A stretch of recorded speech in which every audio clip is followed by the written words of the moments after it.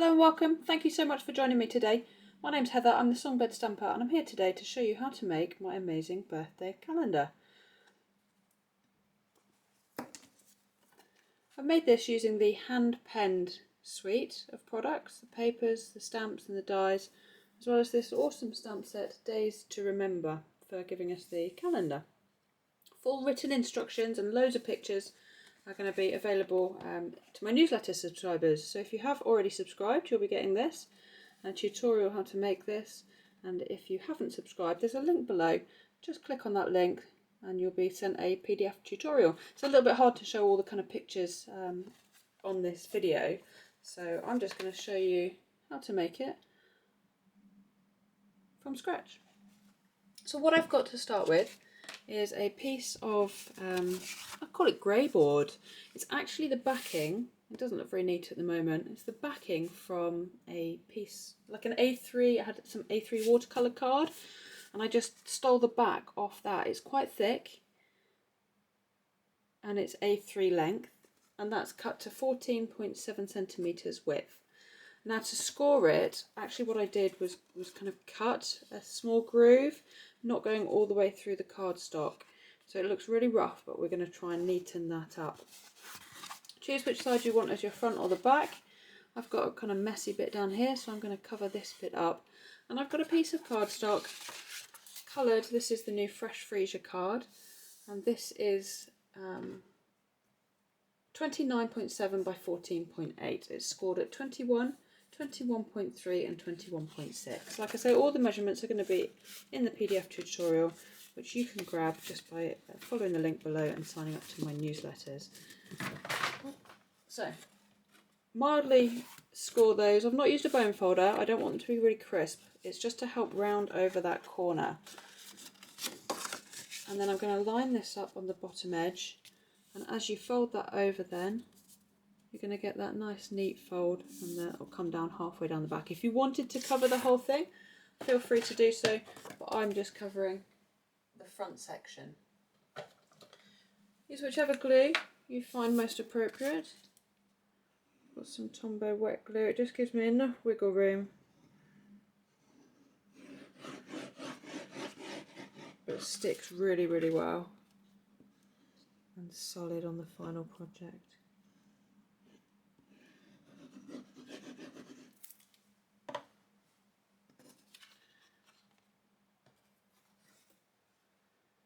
Okay, and that's going to line up with that bottom edge and then bend round that top edge there, and again lining it up on the back edge just to make sure you've got everything square.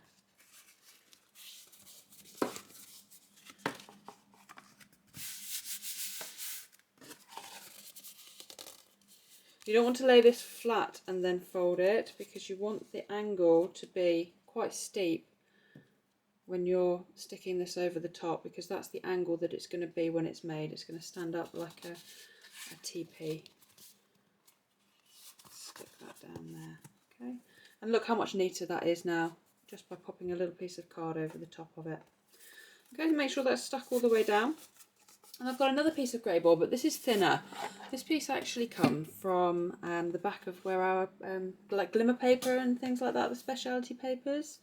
And this is cut to 14.8 by 13 centimetres, scored at 1.5 and 11.5, and I have just scored that on the trimmer. It's all going to be on the inside, so don't worry too much about how neat it is. Again, whichever glue you want, I am going to use some thick red tape for this one. I find that the Snail Plus, which is what I normally use for boxes, is fabulous on normal card, but with grey board it can lift up the grey board rather than sticking itself down. So I do find this red tape just that little bit easier to work with. Put some on either of those score lines, and this red tape just fits perfectly in there. I made one of these birthday calendars, gosh, when I first started crafting, actually, before I found Stampin' Up. So it needed a bit of a refresh. And it's such a beautiful suite of products, the hand penned, that I thought it would be perfect for it. peel off the backing of that red tape.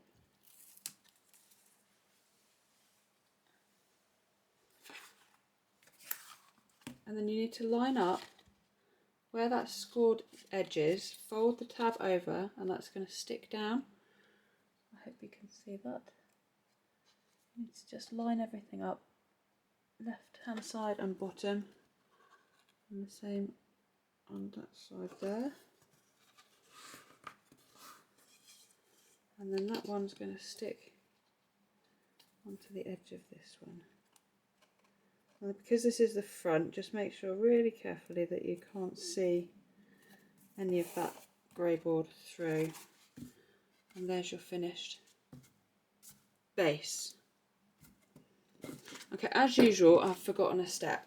So, if you're crafting along, my apologies, but most people probably won't be. What you need to be doing is take your hole punch. It is still doable because I forgot it last time as well. And wedge that hole punch in and punch a hole. So it would be easier to do this before you have made a TP out of it. There you go, and as long as you push it in as far as you can get it, you're going to get those holes equal on either side. Alright, but yeah, if you're making it and you haven't stuck it down, open that up flat, and when it's flatter, punch some holes left and right hand side. So that's the base of our project, and then I'm going to show you how to make each individual card. So I've got a piece of coloured card here, but it's not very thick. Okay, that our Stampin' Up card's beautiful for making card bases and things like that, but something that's going to be flipped fairly regularly, you want something a little bit stronger. So what I'm going to use is some white card.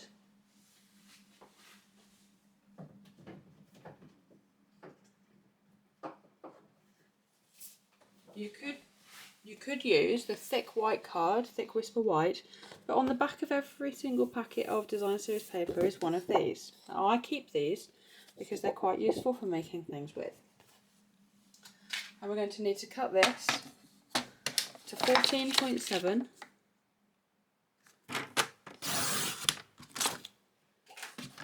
by 20.8.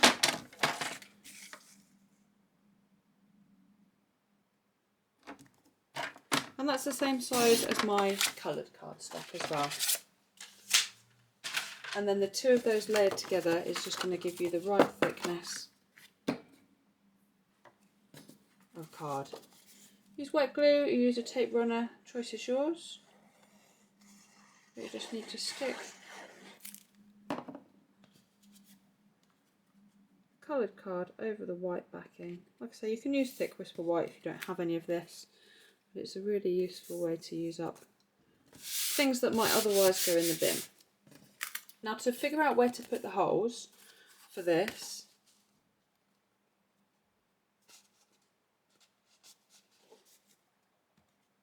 what you can do, grab a pencil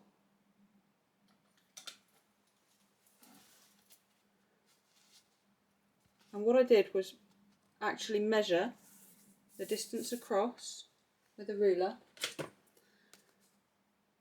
to the centre of each hole. So I know it's 2.5 centimetres across on each side. So 2.5 centimetres.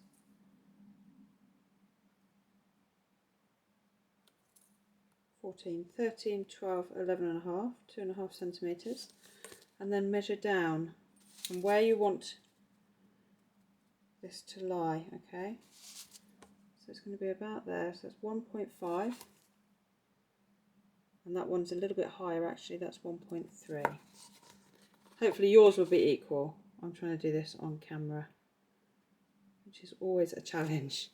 So we can take away that base, 1.5 and 1.3. This is the most complicated part of this, I think. Once you've got your holes, you'll be away. And this, you only need to do this on one of these, okay? This is only one of these do you need to do this on. I'm going to show you quickly, not in depth, how to line the rest of them up as well. Get rid of that little piece in there somehow. Grey board has got stuck. Okay.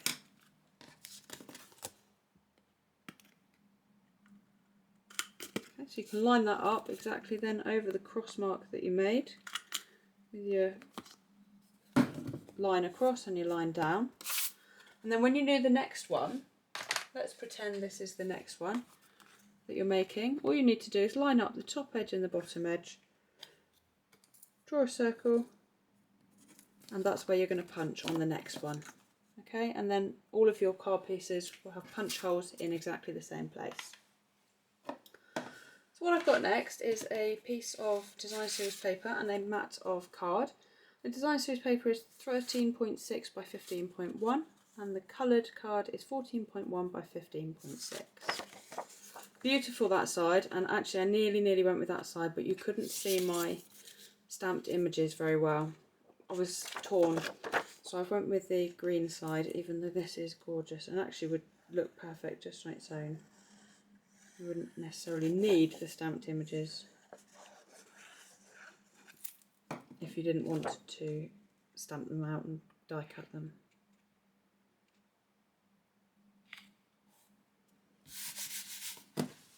And then that one can go straight down and it lines up with the bottom, leaving a space at the top, and I'll show you why shortly.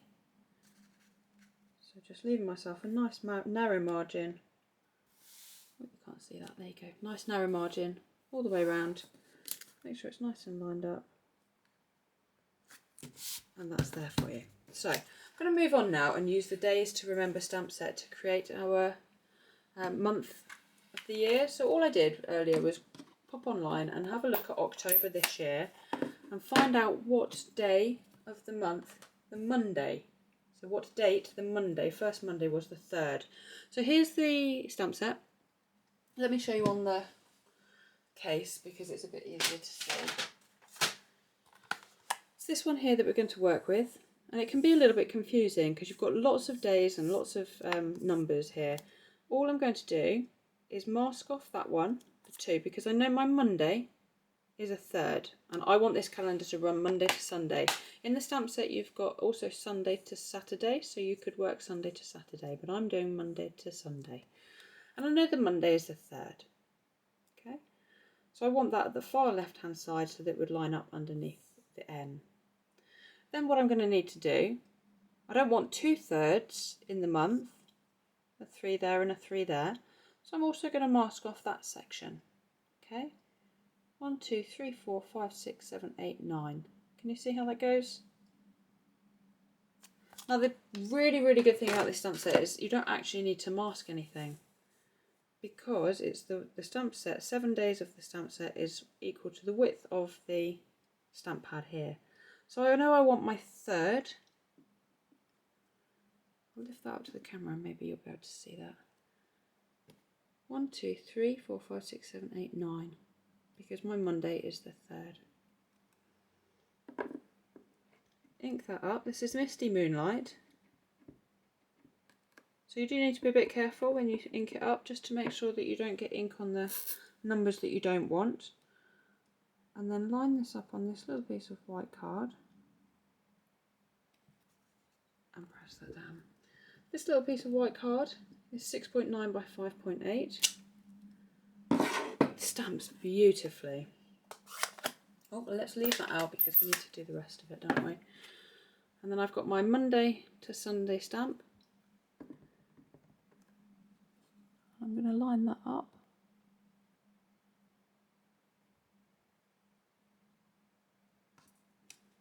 Just like that. And then I've got the little word October, and that's just going to fit at the top. Some months have only 5 weeks, this one's got 6. 1, 2, 3, 4, 5, 6.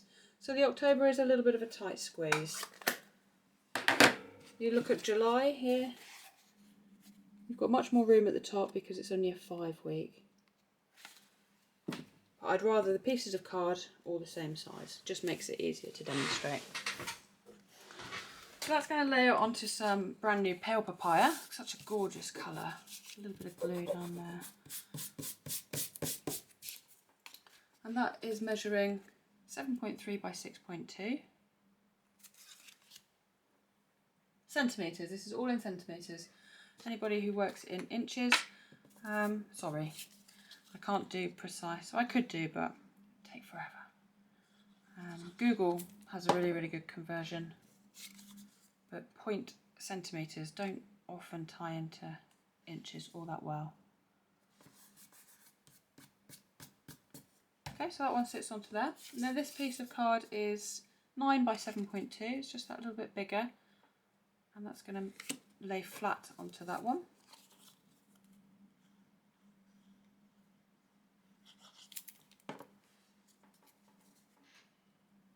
I work in inches and in centimetres myself, so some of my projects you'll find are inches, some are centimetres, some are inches and centimetres. Really just depends on what is the best for the task in hand. So that is our panel that's going to sit on the front. Put that to one side, just for the time being. Now what I've got here is a piece of cardstock, a coloured cardstock and a piece of white cardstock. This is actually also the backing paper. Slightly glossy on one side, so you wouldn't want to stamp on it. Matte on the other, so you could possibly try stamping on it, but just perfect. And the offcut from this sheet here fitted quite nicely. So I've got, this is 9.5 by 7 and this is 9 by 6.5. Now I want to create a tag shape, so I'm going to show you how to create a nice tag shape. Take your ruler, line it up at the top and mark in 1.5 centimetres and 1.5 centimetres on that side. So it's 6.5 centimetres long, so marking at 5 and then 1.5 on that side. And then on both sides going down, mark at 2 centimetres.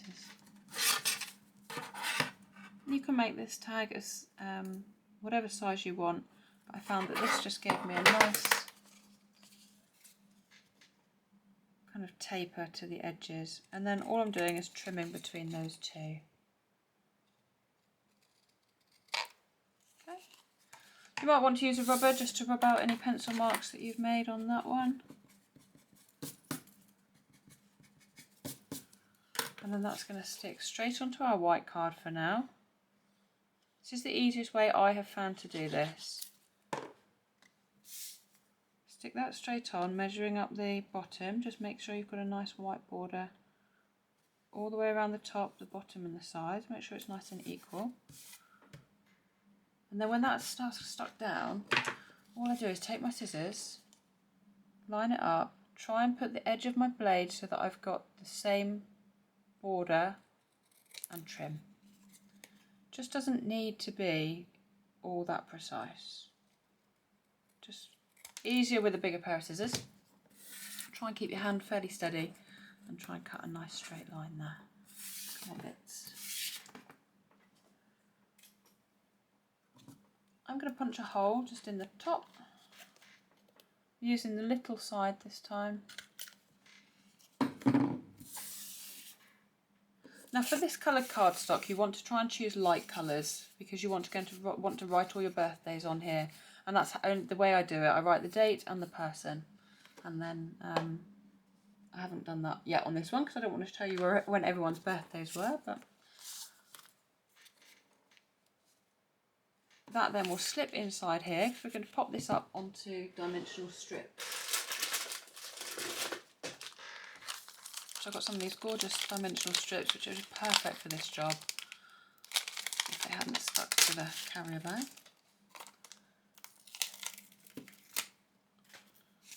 Make sure you don't stick it along the top, otherwise you'll never get your tag in. Just pop some all the way around the bottom.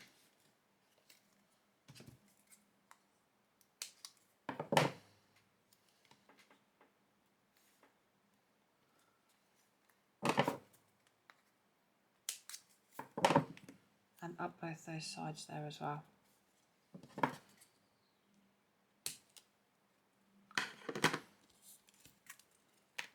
And then that's going to sit neatly in there. We'll pop a little bit of ribbon up on the top. This is soft succulent ribbon, but it's actually quite close to the mint macaron. So I've chosen to use this. I'm just cut myself a little length. Fold it in half. Move that out of the way. Make that a bit lighter for you. Stick the ribbon through the hole. If you find that awkward, use the bigger hole if you've got a bigger hole punch. And then pull that through, pull it nice and tight, and then just trim your edges to the length that you want them. Now, the other thing I've used here are the amazing playful alphabet dies. These dies get a huge amount of use in my house. I love the fact that they get this outline. You see this outline coming around here helps you to make sure you've got everything on there and to make sure they go home in the right place. I also love the fact that you get duplicates of letters. So I've got 2 O's, meaning I can cut everything out in one go. How easy are these to put away again afterwards? The sticky has stayed really sticky. They've got loads of use, these. You've got your numbers as well, so it's not just an alphabet. They're all the same size. They work really well together. Hashtags, you've got stars, you've got apostrophes, exclamation marks, and then the plus minus signs. Yep, loads and loads of dies in there. They are fab. And I've cut out the word October.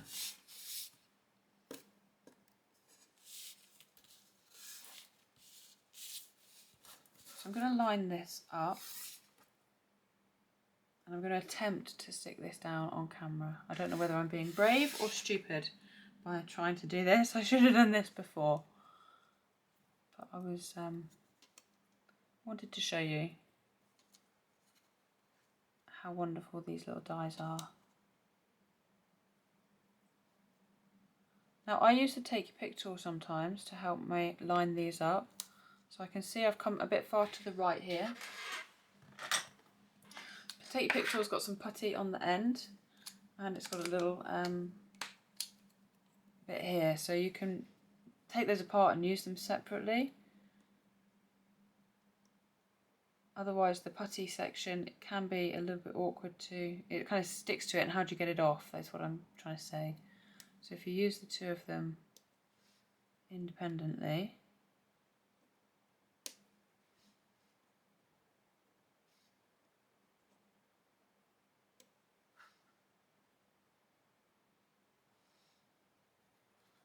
that looks better. And then I'm just going to go ahead and stick that down.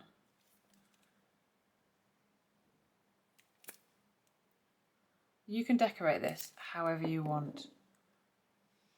These playful alphabet dies are, I think, spot on for doing the elements there.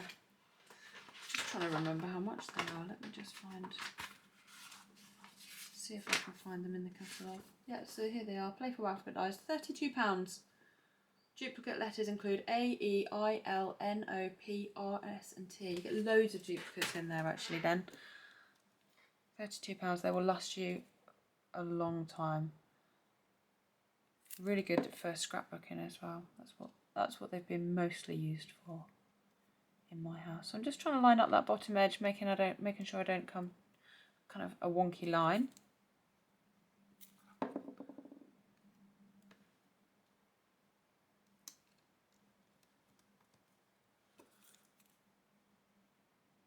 I've used some of these alphabet dies before where they've been really, really like a swirly alphabet.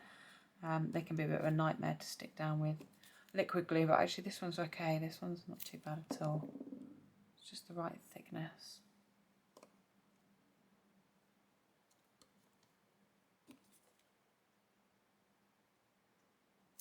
I wonder how many of you are fast forwarding through my sticking. So don't forget, all these measurements will be available in a PDF. All you've got to do is either already be on my newsletter or subscribe below and you'll get sent that PDF document, or you can download it from my website. So I've got 2 of these images here. This is the hand pen petals set. This is the one I've stamped. This one is gorgeous as well. And then these all infill in a kind of watercolour looking way, which is fab because you don't need to be too precise. So you need to decide now where you want these to be. You're going to have this about here and this sticking in through here. So you might find you want that a bit higher. You can come up over the October. I'm going to go about there, I think. So now I can take those away. Just mind you don't come out too far from the edge. It's going to be okay coming out a little bit, but don't come out too far. Keep an eye on where you want that. Sometimes if I just lift up, I keep it held down in one little part. Lift it up and pop some glue all the way over here. And then I know it's going to stay in the same place. And then this one I know is going to be right up, as far up the top as I can get it without covering too much of that word. October.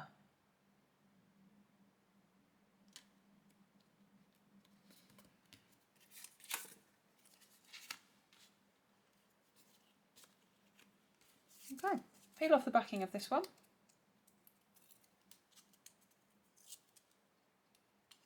So this kind of project could be a bit daunting, but don't forget that it can take you months. My first one took me about a year to make, but it can take as long as it takes, and because you're going to be using it as you go, then you don't need every month done at once, so you can kind of keep a little bit plodding on with it as you go.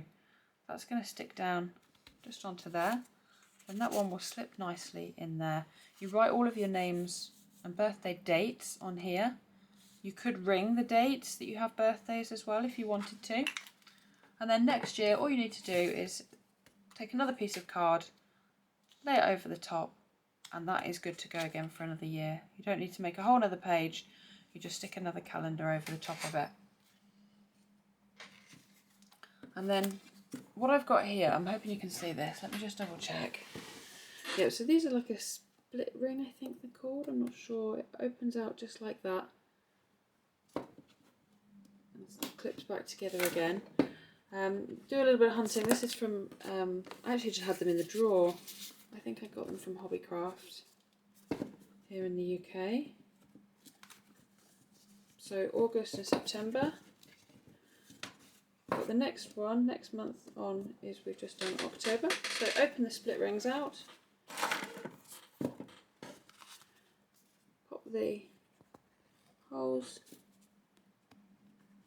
split rings into the holes, close it back up again, and then we have the month of October standing neatly on our calendar, ready to write the birthdays on and ready to go. I hope you enjoyed that. Thank you so much for watching. Thank you for subscribing to my newsletter if you did. Oh look, I've lost April's tag. There we go. I hope you have fun. If you have any questions at all, you know where I am. Just email me. I'd be more than happy to help you.